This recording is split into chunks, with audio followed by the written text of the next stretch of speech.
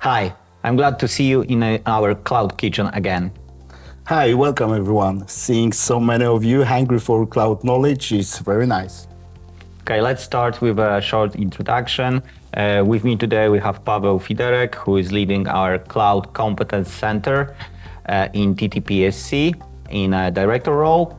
And my co-chef today is Daniel Chwaszczewski, who is our cloud sales director. But in the context of our today's meal preparation, even more important is his previous position, namely leading exactly the same competence center as I'm leading right now. Thank you, Paweł. I think we can start. Let's go. Daniel, so what are we going to talking about today? Okay, so we're gonna start to talk about people, because as you all know, you need people to run a restaurant, and it's exactly the same with cloud projects or with the cloud adoption or digital transformation in your company. People have to do it, and people need to support you during the process. Exactly. We will give you the best tips how to assemble the very good cloud team.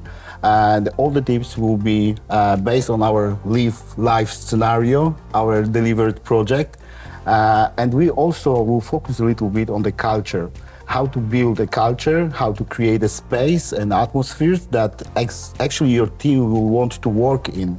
Because it's not the best idea to have a team that will change continuously during a time.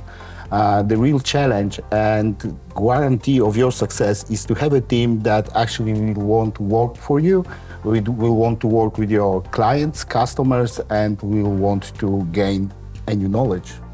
All right, let's try to give them a best recipe for the best cloud team. Since the short introduction is already behind us, Daniel, where is the best starting point for building such a cloud team? And of course, the answer is it depends, right? My favorite statement. Yeah. Yes, our favorite statement in IT.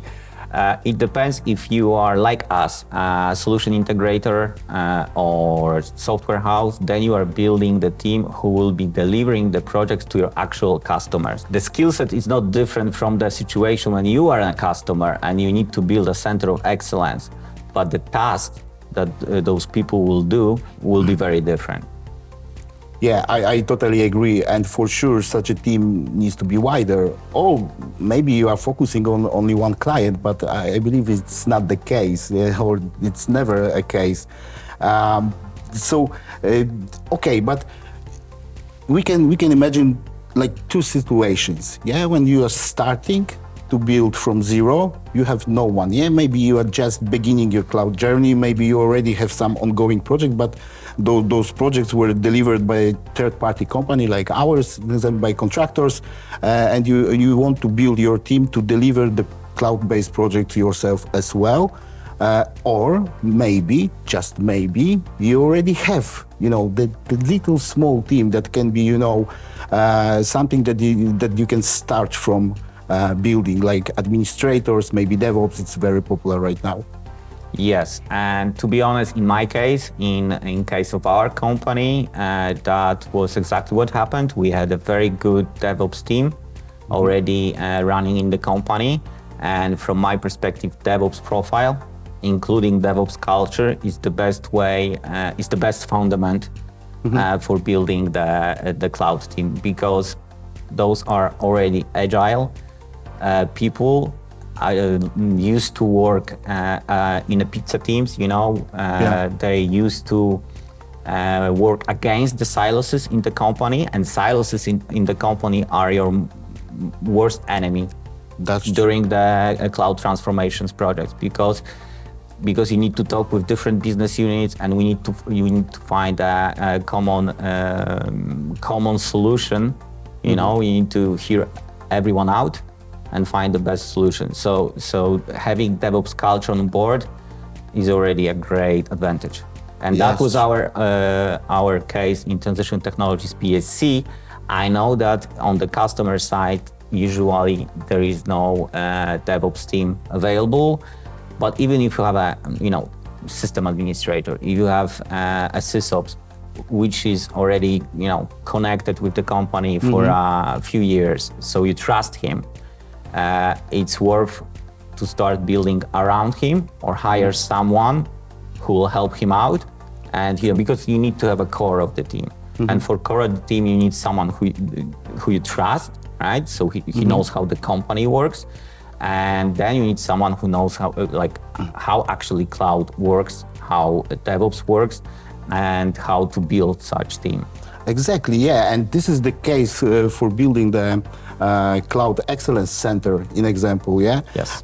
And I don't know how you will look at it, and maybe you will comment, but for me, building a Cloud Excellence Center, if we are talking about the position, about the role, seniority of the people that will be this core of the team, it depends, yeah, because if you are building this center for starting delivering your own projects, in my opinion, you should first have the people with the bigger seniority, like the architects, like the like senior principal developers, DevOps, of course, some testers, yeah, that understand the cloud, how to test your solution, but on the other hand, when you already have some project and you just go into the maintenance phase, in example, and you don't want to pay for the maintenance to the third-party company,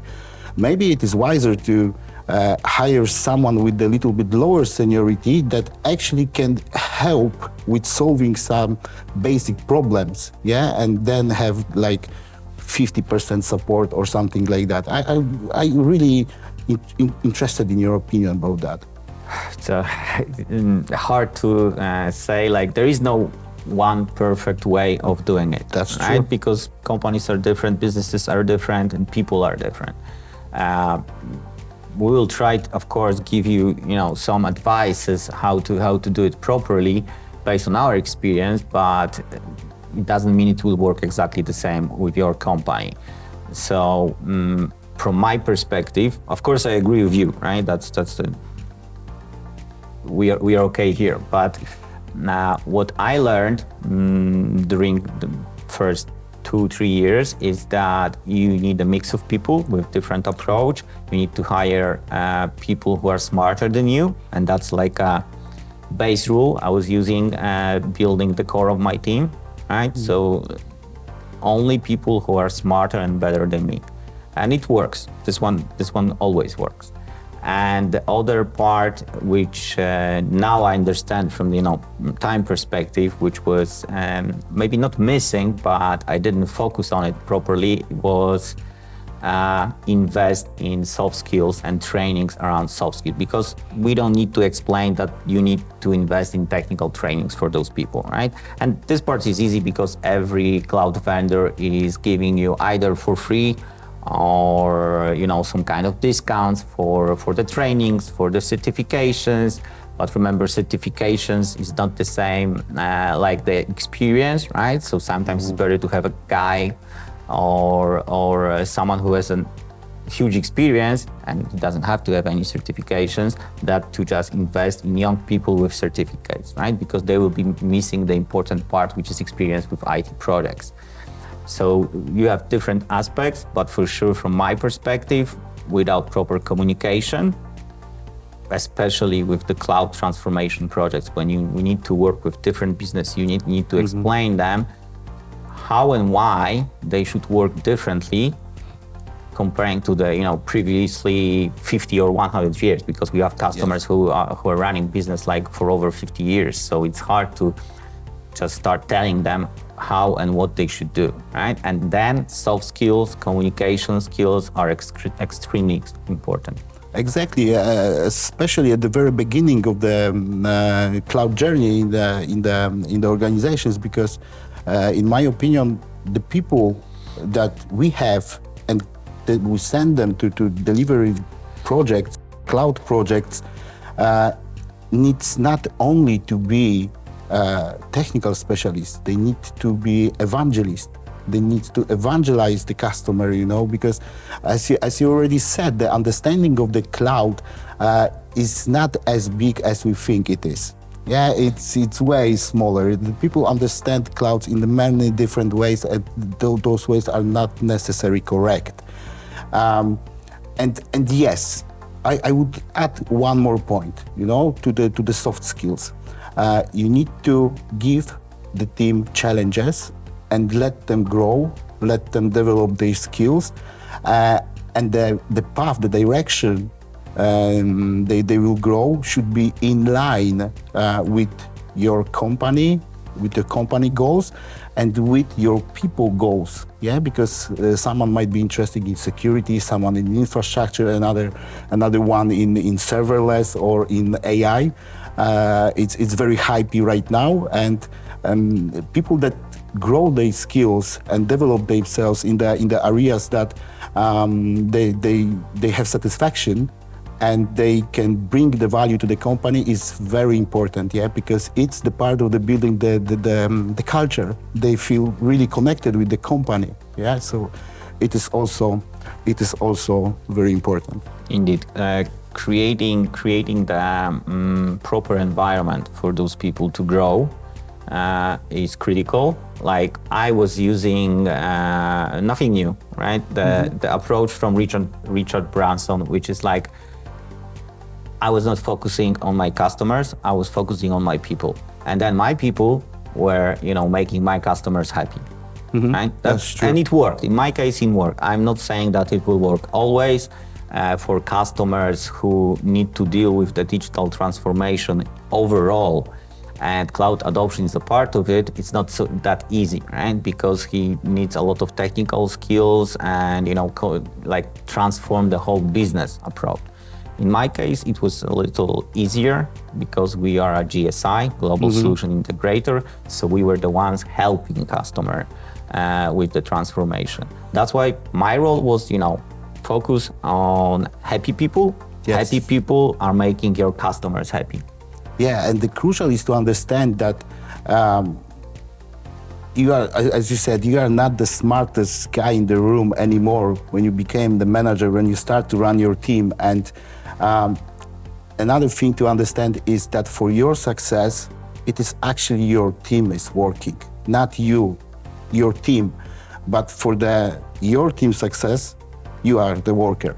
Actually, you are the leader who should create the environment, who should create the culture, and let them grow, let them be happy, and let them deliver. Yeah, do something they love to do. Because so far, if I met someone who's working in the cloud and who actually, deliver the projects, working with the clients, they are really cloud enthusiasts. They are in love with the cloud. I can say about myself that even if I'm a little bit away from the technology than I used to be when I was working as a cloud architect, I'm still kind of the nerd. I'm reading about the new stuff that is released. I try to, at least write a line of code, and honestly, the quality is awful. Yeah. Don't take my code and use it in the project, but still not production ready. No, at all. But I still trying, because it's something that really enjoys me. It keeps me happy. So basically, you lead by example, also. Yes. At least at some point, right? Because you took over the team after me. I know that, the reason why it works is because we are not, Excel focused. We are customer focused in terms like, customer obsession, buzzwords, blah, blah, blah. But, right, for us, it's always people first, right? And thanks to that, the rest is basically automatically done. Exactly, yes.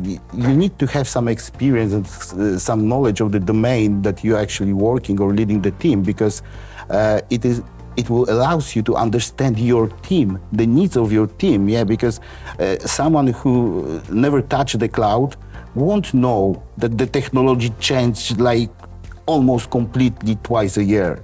Yeah, and if we would be the Excel-based guys, I would say you have the training last year, it should be enough, yeah? But since the last year, your training last year, like 50% of your domain in the cloud was changed. Yeah, yes, the pace of changes in the cloud is huge. We all know that. and that's why you need to invest like year to year into your people and their development in terms of cloud due to the pace of changes. Exactly. So let us now briefly focus on the DevOps culture. What is the DevOps culture? Because my favorite question. Sometimes it's like a question about Yeti. A lot of people heard about it, but actually not many saw that. And it's actually true with the DevOps culture. I started with, of course, reading the Project Phoenix book when everything is perfect. At the end, of course, at the end everything is perfect, and that's an amazing book. But in real life, it doesn't work like that, right? It's hard to create a real DevOps culture in the company because companies by default historically are siloed, and DevOps team is an IT anti-silos team. They work in agile. They run on trust. Right? They collaborate, they share the knowledge, and they are not afraid of taking the responsibility. That's how it should work in theory. In practice, companies just started to hire people as DevOps engineers. They are sending one DevOps engineer to a project, and they think they have a DevOps introduced into the project, which is of course wrong, right? And that's the important part. We know that both bigger cloud vendors like AWS and Microsoft are very focused around DevOps, because you have Azure DevOps as a service, which is very popular and doing a lot of stuff. In AWS, you have AWS Competency, which is like one of the most important ones.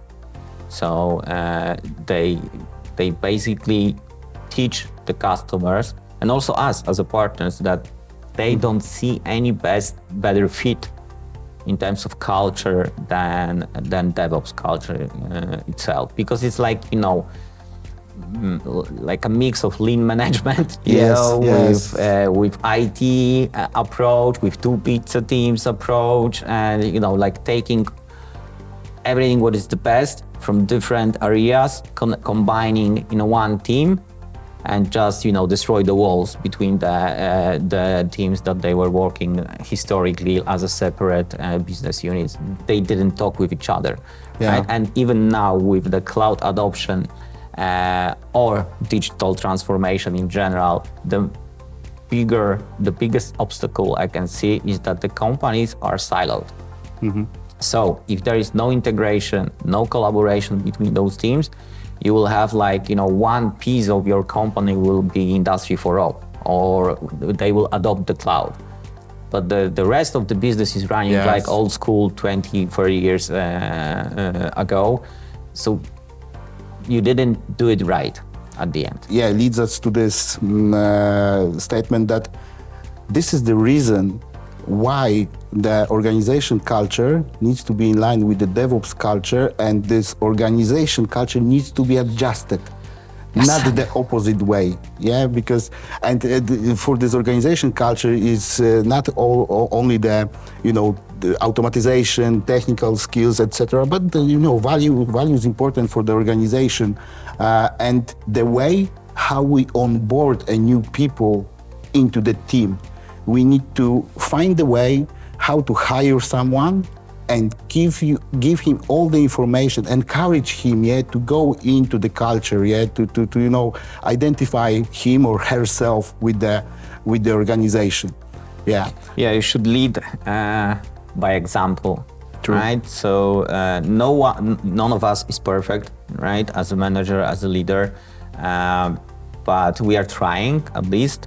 And that's important in building any team, not only cloud team, that you should trust your people, you should treat well your people, and because if you will do it, they will work for you and they will give much more than usually when you are just basically hiring someone and leave someone alone, right? Without any support, any guidance, anything, right? That's not the proper way of building any team, especially the cloud team. That's true. So let us try to resum what we talk about to give the key information to our kitchen guests. Okay, Daniel, what were the most important points in our discussion? All right, let's recap. So we started with a few advices how to actually start the team. And of course, if you have sysops, admin, system admin, DevOps profiles, that's the perfect match for your core team. Invest in them, invest in the trainings for those people, and you will be good.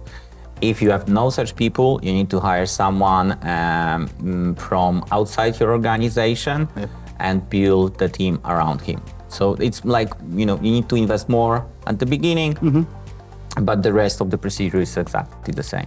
Exactly, because out there on the market, there are multiple trainings provided by the cloud providers, and not only cloud providers. Also, we have education platforms that you can buy access to and give this access to your people. But if you already build a core team with a huge knowledge, you can use the people from this team to prepare, to create the learning path that the people with the lower seniority can use and can still learn. Exactly. And remember, you need to invest in your people year to year. It's like cloud is not a stable technology that, you just learn it once and that's it. Yep. Every quarter, every half a year, portfolio of the cloud is changing drastically. Okay, maybe not drastically, but it's evolving. And you need to be up to date. So this one is very important. What else we had on our list? Of course, DevOps culture. True. So, and with DevOps culture, it's not about the technical skills, it's about the mindset. So how they are approaching to solve the problems. If they are brave enough to take the responsibility to try to change something, improve something, maybe break something, then fix it and learn from it. That's a very important aspect of your cloud team. Exactly, and it is very good starting point to adjust your organization culture to reflect the most important values from DevOps culture, because this is the only way that you actually can achieve success in the cloud providing or the cloud solution providing. Exactly. And last but not least, that was a surprise for me as a technical person. I was starting from the delivery whole my career, right?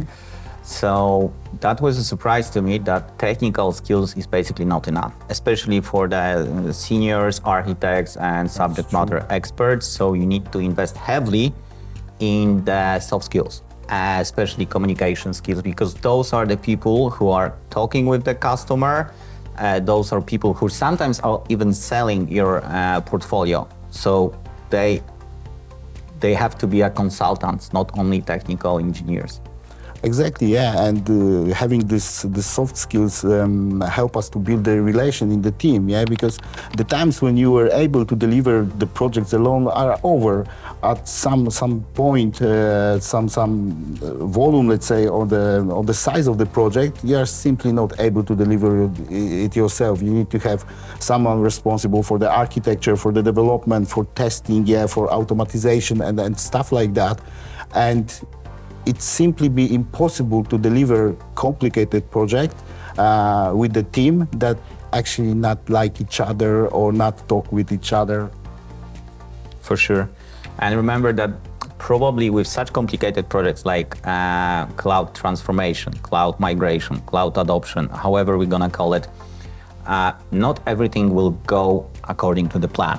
And you need to be prepared for that, and that's why your people need to have an ability to talk to the customer or to the C-level. If it's your internal cloud center of excellence, you need to explain why we failed with something or why we are not on schedule, and that's very important. That's true. That's true. And my last and my favorite one.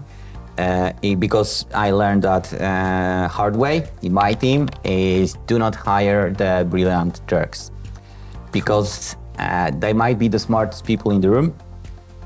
The problem is that they will probably ruin the good atmosphere in your team. True. They are usually toxic people, they do not like to share the knowledge, and knowledge sharing is like a principle of this team. So my good advice is like skip it, right? The guy is perfect, technically perfect. If you see some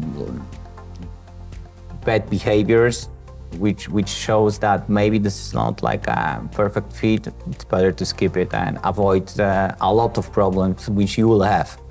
Because that's exactly what happened in our team at some point. Yeah, exactly. You cannot never skip the situation like that, because it will ruin your team actually. And please remember that the technical skills is something that you can always catch up. Most probably you will find someone who has this technical knowledge or even better knowledge than the guy that actually have this bad impact to your team just because he's not talking with them.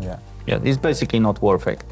All right, so that's all from my list. Maybe let's move to the next part. We're gonna say what will be our next episode of Cloud Kitchen and what will be our topic. Thank you, Daniel. And from what I heard on our next episode of the Cloud Kitchen, you will learn about something very important, especially nowadays, namely about the cost, and to be a little bit more specific, more detailed about the cost optimizations. Because I don't know if you're already aware of that, but the cloud-based project can be delivered in the multiple ways. There are multiple paths that you can achieve your goals.